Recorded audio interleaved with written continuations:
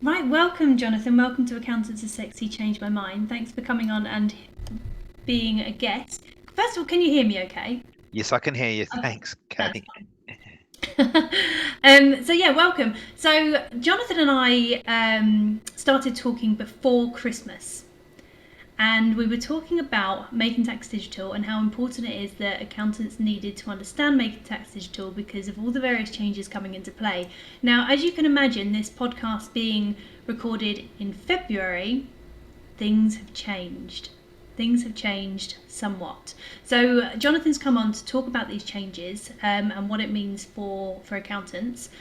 So thank you very much for joining me, Jonathan. Would you just like to give a quick explanation as to who you are and what you do, what your background is? Hi, Kelly. Yeah, I'm Jonathan Reeves. I'm the owner and founder of Tax Matters, which I formed in 2008. Previous to that, I'd worked for some city firms, but more interestingly, previous to that, I'd worked for HMRC just before they launched self-assessment back in 1997. So this is the second big change for me, and I find it quite interesting what's happening and what is going to happen. Yeah, that now there, as I've just explained, there has been a massive change in this MTD arena. Um, so you say is this likened to the change that came with self-assessments back in 1997? Is it on that kind of wavelength? I think it's a bigger change than that, to be fair. I think the way that it affects people is Mm. a bit much bigger impact. Now, maybe when people back in that time they said it was a huge impact, but this is game changing because we're asking people to use digital information to report their tax affairs Mm. when so many people still haven't got access to digital can't file the information digitally. The amount of clients that we still have who can't log into their client portal because they can't remember their password, because they're still overwhelmed by passwords.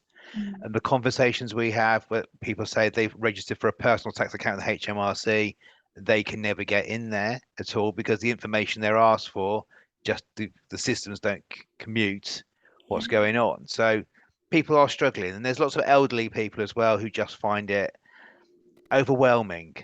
Right? It's amazing to me that we want to go down this route and Yeah. we're not really ready for it. From a marketing perspective, this can be an absolute dream or an absolute nightmare. And this is where I stood when it was definitely coming into effect, which it didn't. But I was like, if you can capitalize on the theory of MTD, and if you can make your clients realize how this is going to impact them for the better, then you can put a real positive spin on it. But the more I spoke to accountants about that, the more they made me realise that actually there is a wealth of people out there who simply are not ready. And that bamboozled me because being in my space, I'm very used to tech. I'm very used to everything being in the cloud. I've never known my business not to have cloud accounts.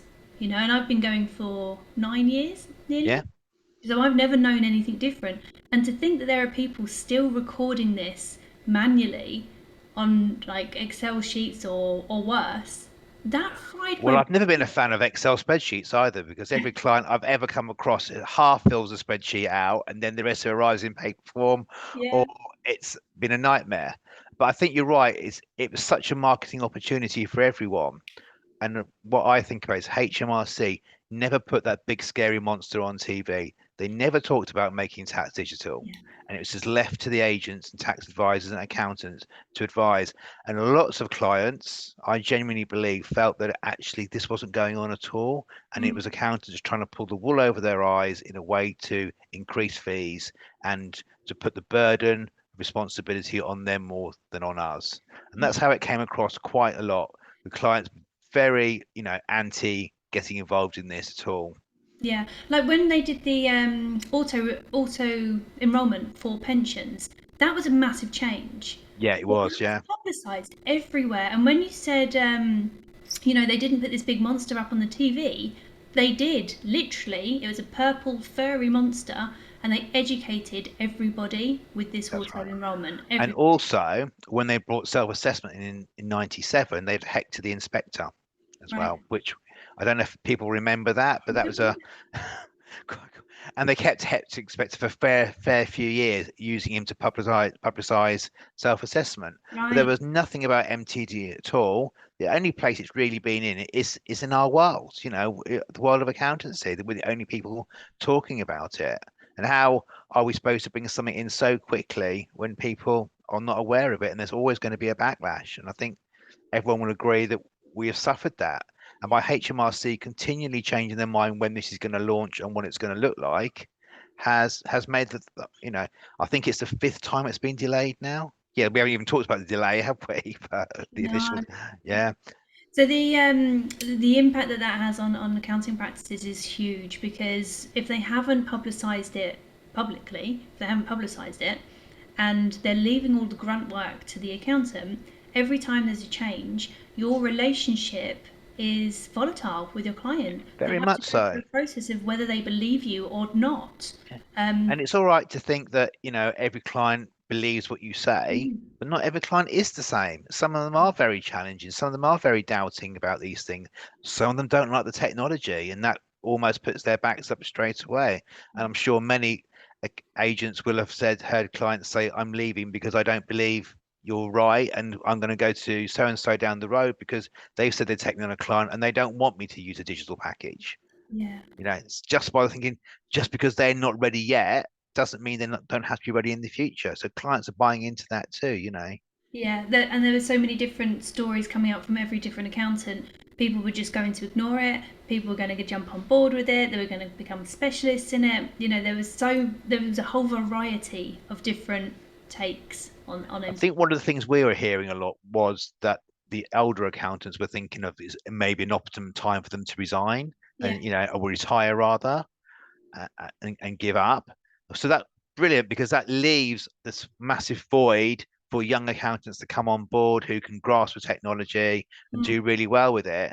But it's also worrying as well, isn't it? We've already got a skill shortage mm, of professional people, and there's another driver mm. to make people leave the profession, which is Yeah. not a good thing, which leaves it wide open for people who don't know what they're doing Yeah. to think it's an It, opportunity. it's a real pickle. MTD in itself is a real pickle. So let's kind of let's lay this out on the line. What are the benefits of the theory because it's not come into place yet? What are the benefits of MTD?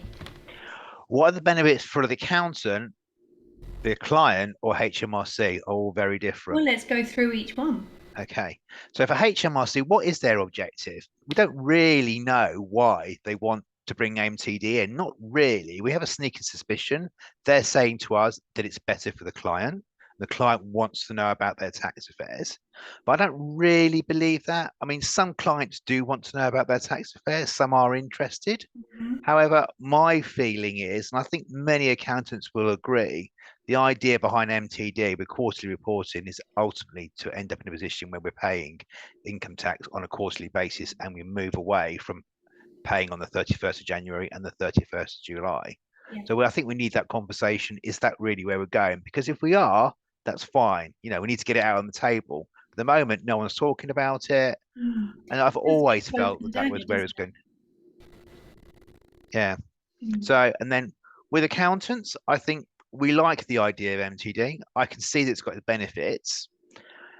However, I think it's more to do with the technology. The technology for us is the driving force because we can see the benefits of Mm. what that can deliver. And that's always going to be a good thing because when MTD started, the digital world was just sort of coming along, wasn't it? 2015 when this was announced, we were all getting used to the big names that are out there. But now they've grown, we're used to them. We've rolled them out to our clients even more and more. We had making tax digital for VAT, which pushes along. And so I think we can see the benefits of it. And with what the software companies have been doing lately, and before Christmas, there was a lot of a rush. There was a lot going on. It was interesting, and I think I personally, without naming brands, we went to an exhibition You and can we name saw one brands, product. so you'll listen. Well, we looked at Dex for our smaller sole trader clients, and we thought it offered all the solutions that we needed. And that's a good thing because even though MTD has been now deferred, we will be using Dex as a way forward with those type of clients, even if they're not going to be affected by MTD, because that's the other thing. HMRC have changed the goalposts, so they've moved them as well. We're not going in at £10,000, we're going in at 50,000, Yeah. and then dropping to 30,000. Hang on, that's quite a few years away. And what's that actually going to look like? And depending on why you're a sole trader, which is a big question as well, at £50,000, people might be thinking, actually, am I better off being a limited company at £50,000 Yeah. rather than being a sole trader? Depending on what's going on, every client's very different. But I know a lot of firms were thinking about incorporating the larger sole trader clients as an option to take away that reporting responsibility. Yeah. And Yeah. what will clients think about MTD?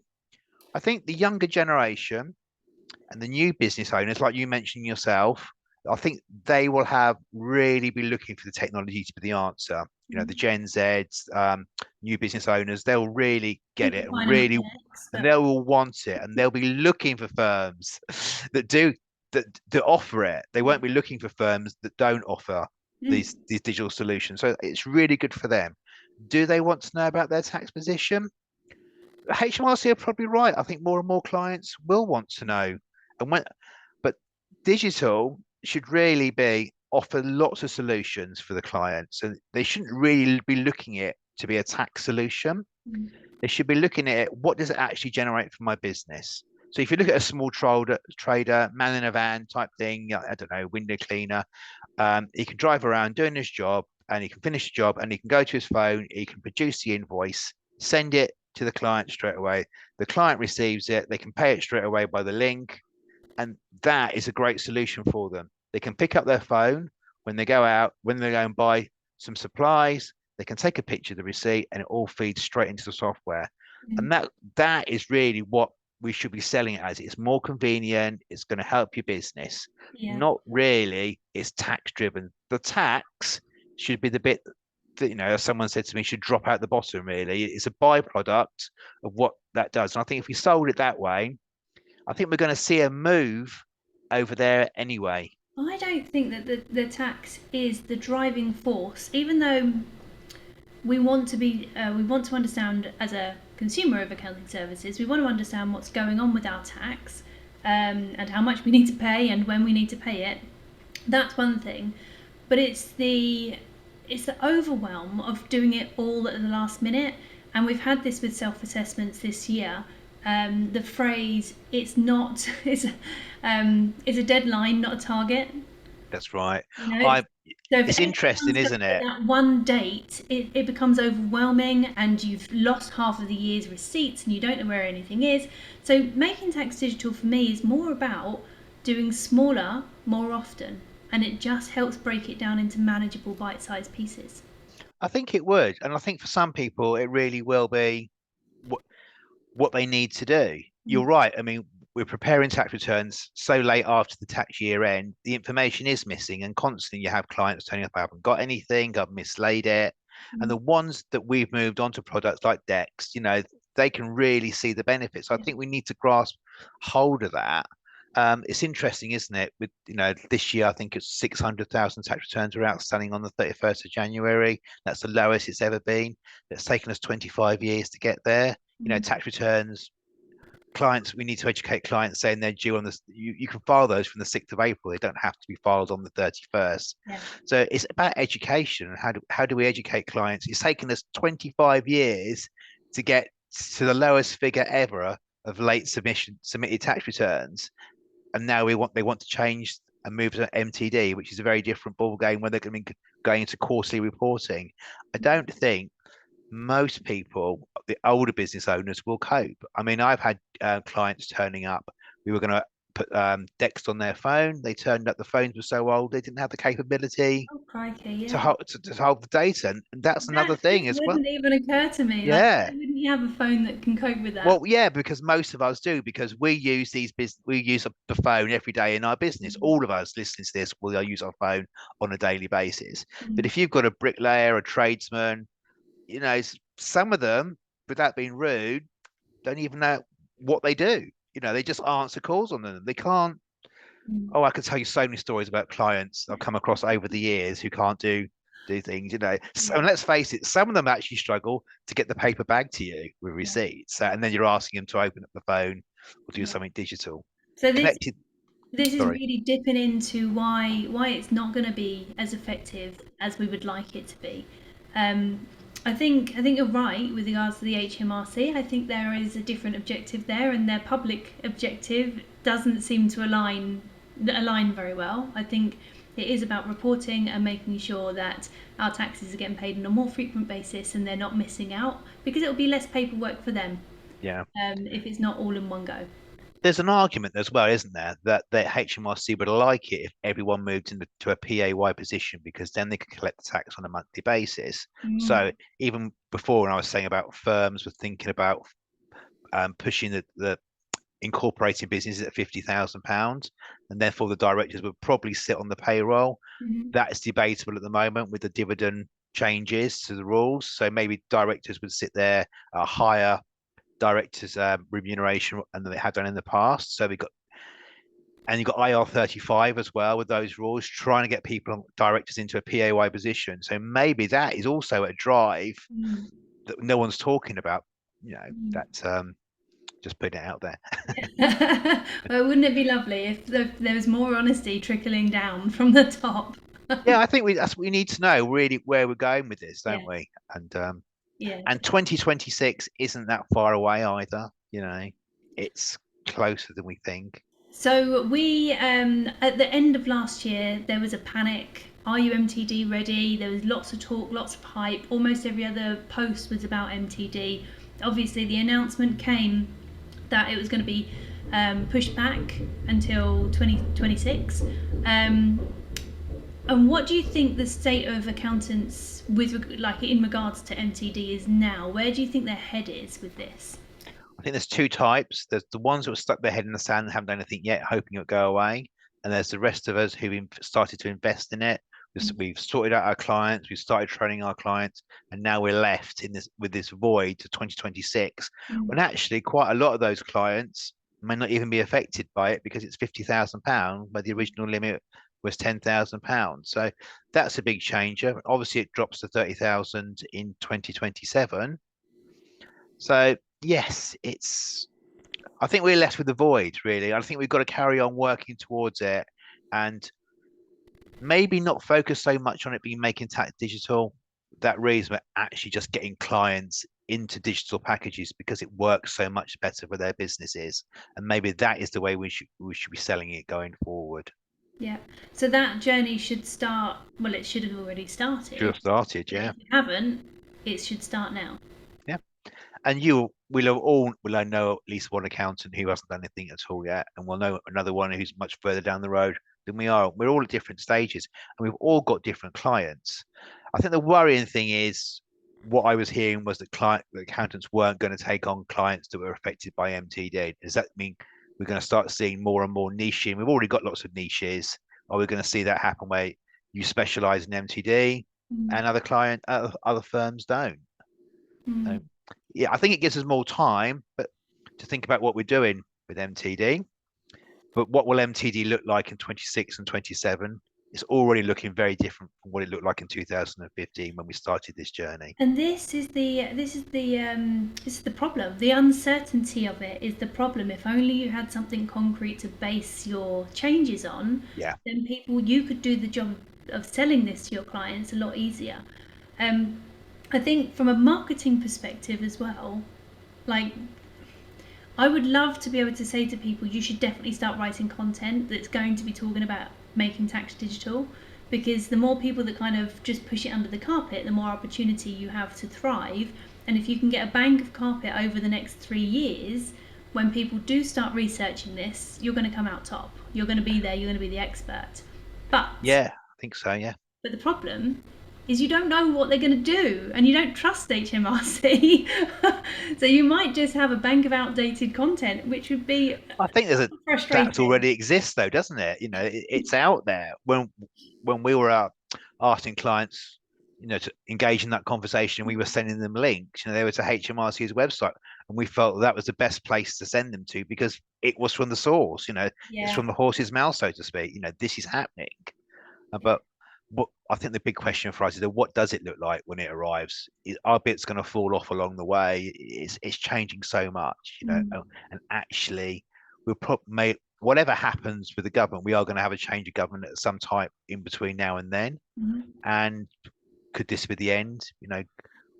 Does MTD need to actually happen, and will it just happen naturally, like we're talking about with the digitalization? Yeah.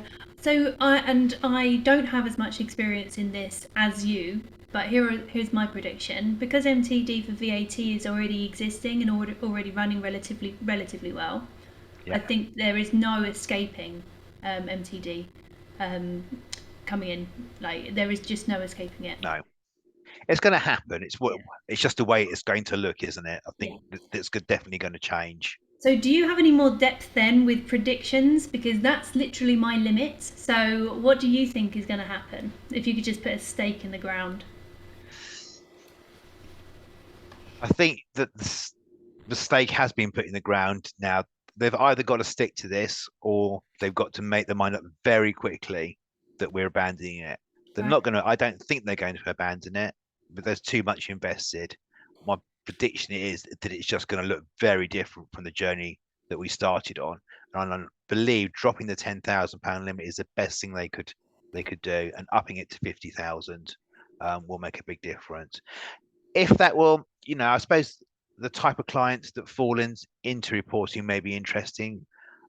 We have issues with property clients who've got buy to lets. Do they need to be in there really?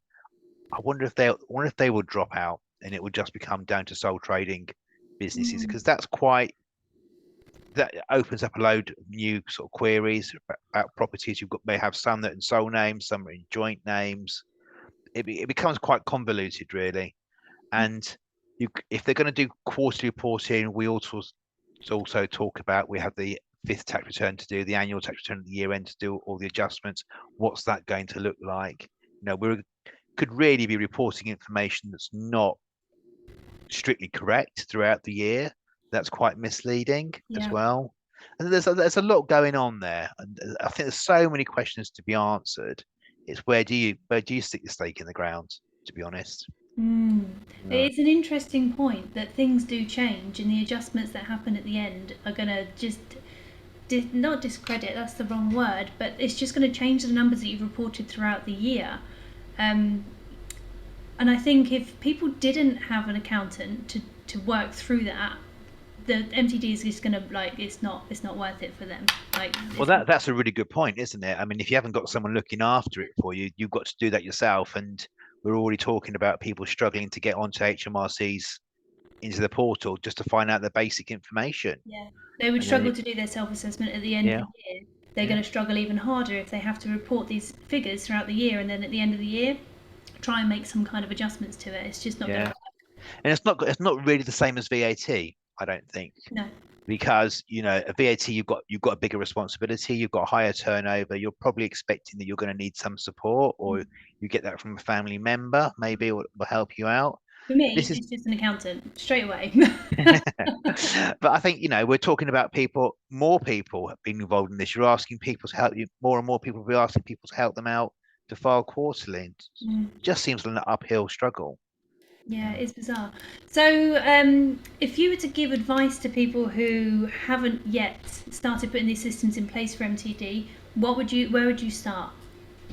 I would obviously be looking at all the software products that are out there, Mm, find the one that's going to work for you, find the one that's going to fit your client base, because they're all very different. So you need to be looking at what you're trying to deliver. Pricing is obviously going to be a big consideration, yeah, a huge consideration, because you're going to have to pass this on to the client. And if you've got a sole trader client who's earning £30,000 a year, and then you tell them they've got to go onto a package that's £30 a month plus your fees, and this is the other thing that accountants aren't really talking about, is our fees. What are they going to look like? Because that is more work than actually doing an annual tax return once a year. We're talking a touching 5 times, mm, possibly, and also that. So you're going to have to work out how that sits with your client base, and maybe you need to change the clients that you're going after. mm. You know, I think this is another benefit of having the band higher, because at 10 grand, Like the support that they would need is almost not worth it. No. And HMRC were previously talking about there was going to be free software available. Well, that seems to have disappeared now, Mm. which is interesting. And if you use, I mean, I had a lady on the telephone this morning who prepared her first tax return this year by using HMRC software. She's very educated. She's got a good job. She's prepared it, and they've written to her and told her that the information is wrong, and she's completed it wrong by using their portal with the information that she's got from her Yeah. P60, and it still come out as incorrect. So I think it just demonstrates that's one instance of even people who know what they're doing are struggling Yeah. with some of these portals. I think that's because the HMRC doesn't really know what they're doing with it. They didn't have the bank of staff to back this up. They didn't have the support structure, the technology in place. There was like a catalogue of errors that have made this delay what it is, right? I think I can say safely, as I used to work for HMRC, they're very good at letting the experienced staff go. Right. Yeah, I've said that on the public record now, haven't I? Yeah.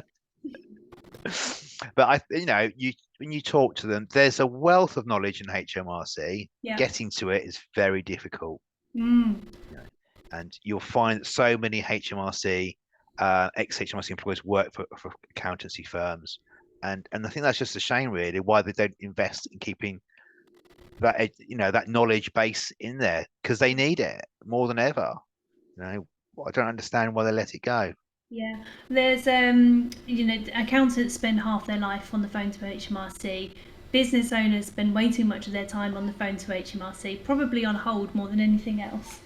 Yeah. Um, so yeah, I think they do. They have some sharpening up to do at their end, but whether we'll see that in our lifetime is another story, right? Well, they're encouraging us to try and use the chat, aren't they? Now that's the big thing they want us to Yeah. use rather than. But I don't know if you've ever used chat on any of those services. You write a little message and it takes 5 minutes before anyone ever answers it. So, or they I ask the same like question them. again. I like them, but they have to be responsive. Yeah, And yeah, they have to have somebody at the end that can actually sort the problem out and not just pass me on to somebody else. But I yeah, think they work well. Whether it will work well with HMRC is debatable. yeah. Definitely debatable. So we're gonna have to wrap this up because we're coming up to half an hour already, and we've only just talked about MTD. But tell me, because I've got one question for you: what's the sexiest thing about accountants? Oh, I think accountants are pretty sexy because they love to help people. Yeah. One of the things I always enjoy doing most is if someone rings me up just for some really what I would call very basic, very straightforward advice. And I think that's what we like to do, just help people on the journey, get them going, encourage them to do the right thing, to start their own businesses. And I find that really exciting. And I think most of us have that passion that we want to see people succeed Yeah, in their businesses. you guys are service businesses. People go into service-based businesses because they like to help people, right? Definitely, yeah, definitely. And I always say, I would love to do more pro bono work. I would love to, I could do that all day. Just helping people is fantastic. Unfortunately, I'm running a business, so you can't. But It has to be a balance. yeah, there does. But when you just give someone or just reassure someone, you Yeah. know, it makes the world of difference to them. I suppose the information you give can be life changing. You Yes. know, it Yes, it can. can. Yeah. I love And that. it might only seem like a small nugget, but something you can say, like it just takes you can see people's sort of worries drop away from them all Yeah, the I time. think accountants get wrapped up in I know this, therefore everybody knows this. And Yes, very much it's so. Yeah. not true. We don't know what you know, and what you say to us does help us and enlighten Yeah. us. And people ring you up and they're always so worried about what's going on in the tax affairs. Like, oh, you're going to think I'm really bad because I haven't done this or I haven't done that. And you just think I always think I don't because I speak to people like yourselves all the time. Yeah, It's yeah. fundamentals of my business. The embarrassment and fear is a real thing. Yeah. Speaking as I say from a consumer of accounting services, the embarrassment and fear is a real thing. It's a real blocker for getting in touch sometimes. Yeah. So definitely bear that in mind. It's been a real pleasure. And by the way, just want to point out for anyone listening to the podcast, if they just heard groaning, it's my dog who comes for cuddles sometimes. So there was a big waggy tail noise. So, but it's been a real pleasure talking to you, Jonathan. Thanks ever so much for being my guest. Thank you very much for inviting me along. I've enjoyed it. Good, I'm pleased.